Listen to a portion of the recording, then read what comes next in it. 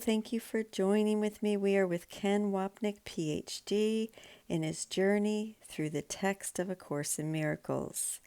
And today we are on Chapter 5, Healing and Wholeness. Picking up our reading in the Decision for Forgiveness. As you teach, so shall you learn. The theme we discussed in Chapter 4, Teaching and Learning, are the same, returns here.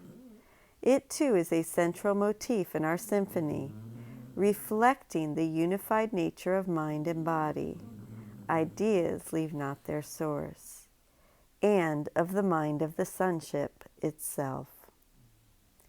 I will never leave you or forsake you, because to forsake you would be to forsake myself and God who created me. If we like how this sounds, and who wouldn't, we must say it to everyone. If we appreciate that Jesus would never forsake or abandon us, we need to say these words to the very people we want to forsake, abandon, or do away with, seeing them as unworthy of heaven's love. If the sonship does not include all people, God's Son remains crucified. This all-inclusive nature of forgiveness is one of the Course's most important themes, and we can see how Jesus continues to develop it. You forsake yourself and God if you forsake any of your brothers. You must learn to see them as they are and understand they belong to God as you do. How could you treat your brother better than by rendering unto God the things that are God's? This is taken from the famous biblical statement about rendering unto Caesar the things that are Caesar's, and to God the things that are God's. What is God's is the sonship, unified and whole, but it is most difficult to set aside our anger and judgments, especially when we get dozens, hundreds, thousands, or even millions of people to agree with us. There is great resistance in all of us to bring the darkened projections of guilt to the mind, saying, if I am condemning you, I must have first condemned myself. Jesus teaches that the condemnation of another that we see as justified comes only from our own projections. What others have done or whatever decisions they have made are not relevant in this context. What does matter is the decision we made, because we cannot help anyone if our minds remain unhealed, which would render us as the unhealed healers we will examine in Chapter 9. The only way we can be a healing and loving instrument is by asking Jesus to help us heal our minds. This means we bring to Him our projections of the guilt for which we were not ready to assume responsibility before.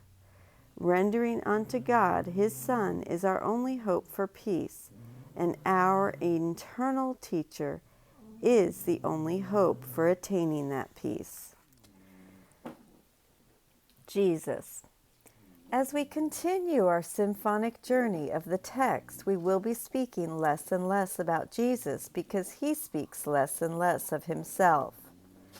At the beginning, Jesus personalized His relationship with Helen, but over time, this for the most part dropped out, although His authoritative presence is clearly felt throughout.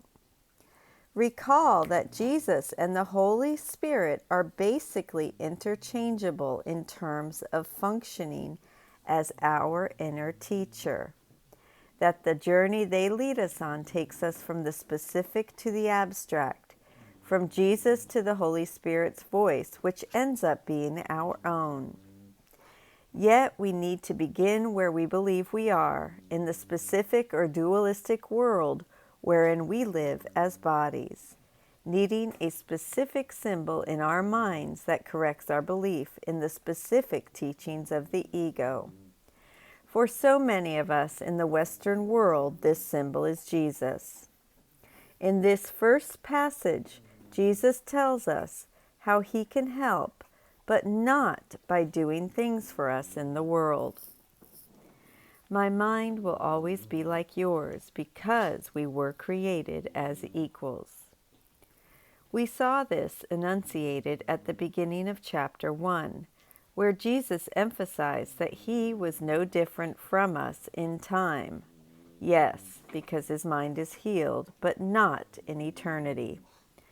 Moreover, his mind cannot be more powerful than ours, for God's Son has but one mind, being one in illusion and in truth. It was only my decision that gave me all power in heaven and earth. My only gift to you is to help you make the same decision.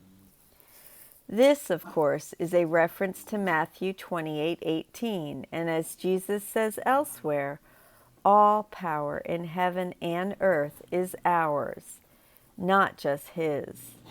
It is the power inherent in our decision-making minds to choose the heaven of the Holy Spirit or the earth of the ego. This decision is the choice to share it because the decision itself is the decision to share. The decision for the ego is the decision to exclude. We began by excluding God and then excluded everyone else. Undoing that mistake and choosing the Holy Spirit is the decision to share. We share our identity, our creating self with God, and share our split-minded identity with our brothers. The latter is the decision-making self that chooses between illusion and truth, attack and forgiveness. I'm going to go ahead and stop there. We will pick up here tomorrow. I so appreciate your joining with me. Chapter 5, Healing and Wholeness. I love you. See you tomorrow. Bye-bye.